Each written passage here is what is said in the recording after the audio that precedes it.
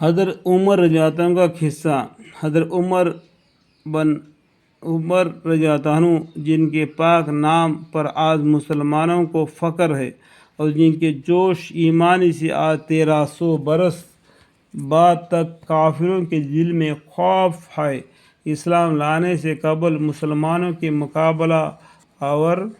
مقابلہ اور تکلیفیں پہنچانے میں بھی ممتاز تھے۔ نبی اکرم صلی اللہ علیہ وسلم کے قتل کے در پر رہتے تھے۔ ایک روز کفار نے مشورہ کیا کہ کمیٹی قائم کی کہ کوئی ہے جو محمد صلی اللہ علیہ وسلم کو قتل کر دے۔ عمر رضی اللہ عنہ نے کہا کہ میں کروں گا۔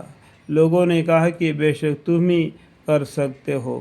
عمر رضی اللہ عنہ تلوار لٹکائے ہوئے اٹھے اور چل دیے۔ اس فکر میں جا رہے تھے کہ ایک صاحب قبلہ جہر کے جن کا نام حضرت سعد بن ابی وقاص رضی اللہ عنہ ہے اور بعضوں نے اور صاحب لکھے ہیں، ملے۔ انہوں نے پوچھا کہ عمر رضی اللہ عنہ کہاں جا رہے ہو؟ کہنے لگے کہ محمد صلی اللہ علیہ وسلم کے قتل کے فکر میں ہوں، نعوذ باللہ۔ سعد نے کہا کہ بنو ہاشم اور بنو زہیرہ اور بنو عبد المناف سے کیسے مطمئن ہو گئے، وہ تم کو بدلہ میں قتل کر دیں گے۔ اس جواب پر بگڑ گئے اور کہنے لگے معلوم ہوتا ہے کہ تو بھی بے دین یعنی مسلمان ہو گیا، اللہ پہلے تجھ کو نمٹا دوں۔ یہ کہہ کر تلوار سونٹ لی اور حضرت سعد رضی اللہ عنہ بھی یہ کہہ کر کہ ہاں میں مسلمان ہو گیا ہوں، تلوار سنبھال لے۔ دونوں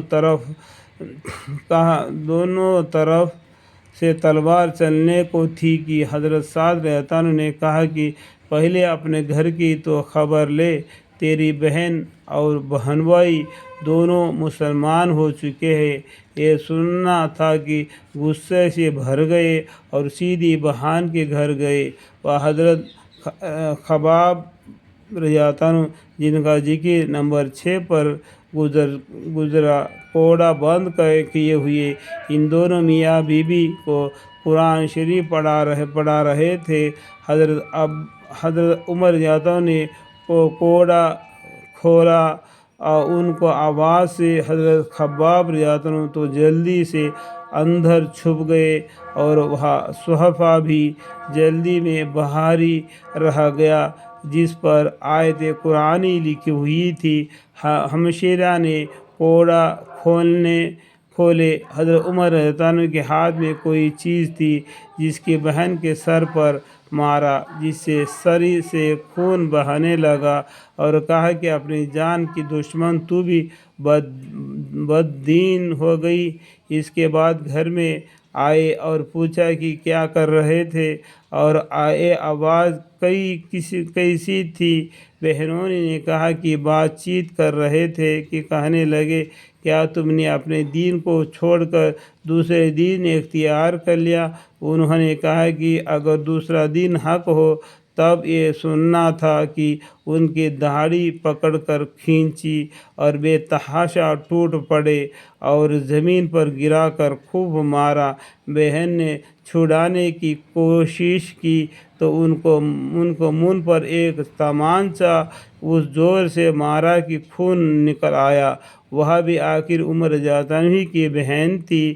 کہنے لگے کہ عمر رضی اللہ عنہ ہم کو اس وجہ سے مارا جاتا ہے کہ ہم مسلمان ہو گئے، بے شک ہم مسلمان ہو گئے ہیں، جو تجھ سے ہو سکے تو کر لے۔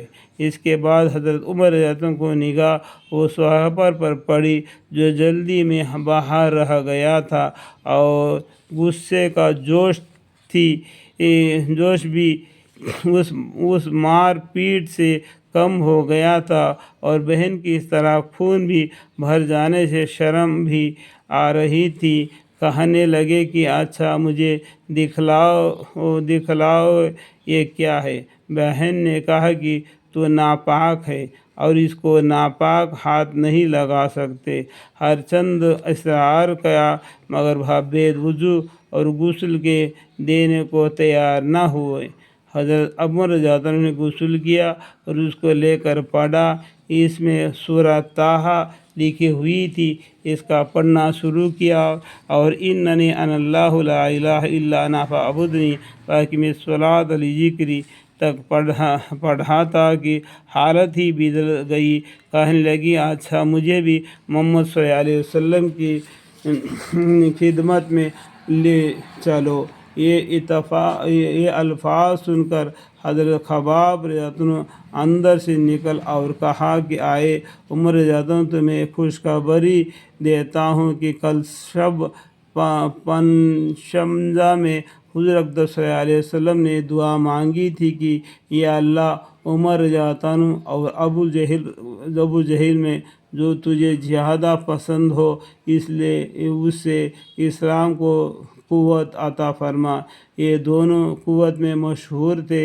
معلوم ہوتا ہے کہ حضور صلی اللہ علیہ وسلم کی دعا تمہارے حق میں قبول ہو گئی۔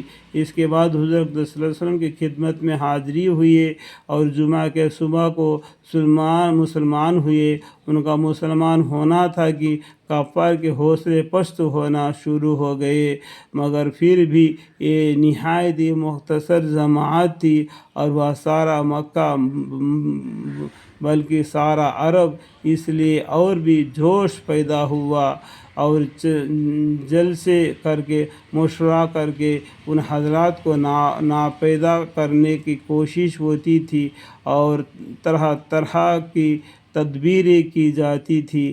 تاہم اتنا ضروری ہو کہ مسلمان مکہ کی مسجد میں نماز پڑھنے لگے۔ حضرت عبداللہ بن مسعود رضی اللہ عنہ فرماتے ہیں کہ عمر رضی اللہ عنہ کو اسلام لانا مسلمانوں کی فتح تھی اور ان کی ہجرت مسلمانوں کی مدد تھی اور ان کی خلافت رحمت تھی۔ الحمدللہ رب العالمین، الحمدللہ رب العالمین۔